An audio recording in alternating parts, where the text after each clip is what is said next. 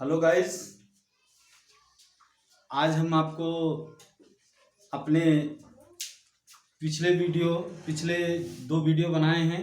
आज हमारा तीसरा वीडियो है जिसमें क्लास 10 विज्ञान विषय है हमारा विज्ञान। और विज्ञान में दर्पण, हम आपको दर्पण के संबंध में बताने जा रहे हैं। दर्पण क्या होता है, दर्पण किसे कहते हैं। तो दर्पण के संबंध में है कि दर्पण किसे कहा जाता है। जैसा हम जानते हैं, दर्पण वो है जिसका परावर्तन पृष्ठ क्या होता है, चिकना हो। जैसे कोई दर्पण है तो उसका परावर्तक तल जो होता है चिकना होता है, उसी को हम दर्पण कहते हैं। दर्पण कितने प्रकार के होते हैं? दर्पण दो प्रकार के होते हैं। एक होता है समतल दर्पण, समतल दर्पण। दूसरा होता है गोलीय दर्पण, गोलीय दर्पण।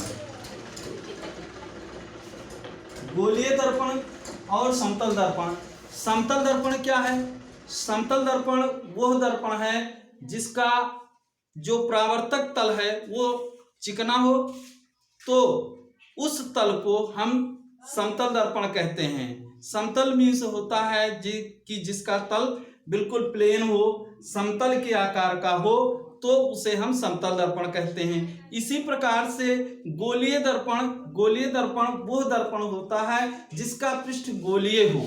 जैसे कोई खोखला गोला होता है, उस खोखले गोले का एक भाग ले लिया जाए तो वो तल जो होगा वो एक तल पर चिकना किया जाता है और दूसरे तल पर जो परावर्तक तल होता है उस तल को हम क्या कहते हैं, गोलीय दर्पण कहते हैं। तो इसी प्रकार से समतल दर्पण और गोलीय दर्पण दो प्रकार के होते हैं। समतल दर्पण में जो प्रतिबिंब बनता है आभासी बनता है और जो वस्तु के आकार का प्रतिबिंब बनेगा। इसी प्रकार से समतल दर्पण की फोकस दूरी अनंत होती है। वस्तु जितनी दूरी होगी उतनी ही दूरी पर से समतल दर्पण पर प्रतिबिंब बनता है। तो इस प्रकार ये समतल दर्पण होता है। ऐसे ही समतल दर्पण के बाद आता है गोलीय दर्पण। गोलीय दर्पण क्या होता है? गोलीय दर्पण वो दर्पण होता है जिसका पृष्ठ कोई खोखला गोला हो, उस खोखले गोले से उसका एक भाग ले लिया जाए तो उस भाग को क्या कहते हैं, गोलीय दर्पण कहते हैं। गोलीय दर्पण भी दो प्रकार के होते हैं। एक होता है गोलीय दर्पण,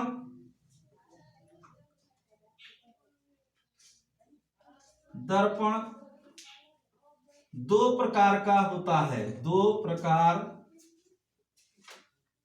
का होता है।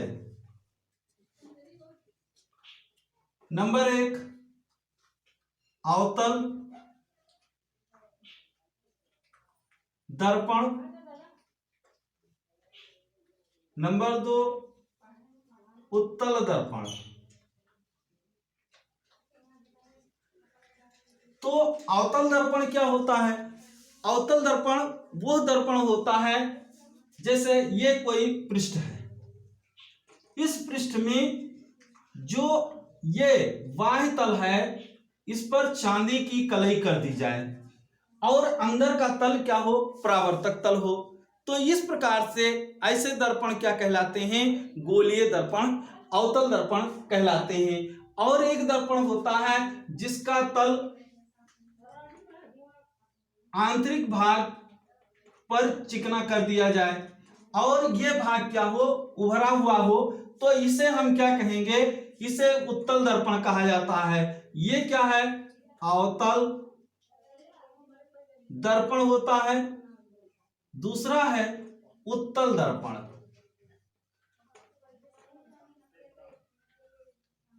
तो ये उत्तल दर्पण होता है और अवतल दर्पण। तो उत्तल दर्पण क्या होता है, किसी खोखले गोले का वह भाग जिसका पृष्ठ उभरा हुआ पृष्ठ पर क्या किया जाए, चांदी की कलाई कर दी जाए और उसका आंतरिक तल परावर्तक हो या किनारे किनारे ये क्या है, उभरा हुआ हो और आंतरिक भाग क्या है, दबा हुआ है, तो ये परावर्तक तल होता है, इसे हम अवतल दर्पण कहते हैं। और इसी प्रकार से जो बाह्य भाग है, अंदर की भाग में का पर चांदी की कलई कर दी जाती है और इसका जो उभरा हुआ भाग है यह परावर्तक तल होता है, इसलिए इसे हम उत्तल दर्पण कहते हैं।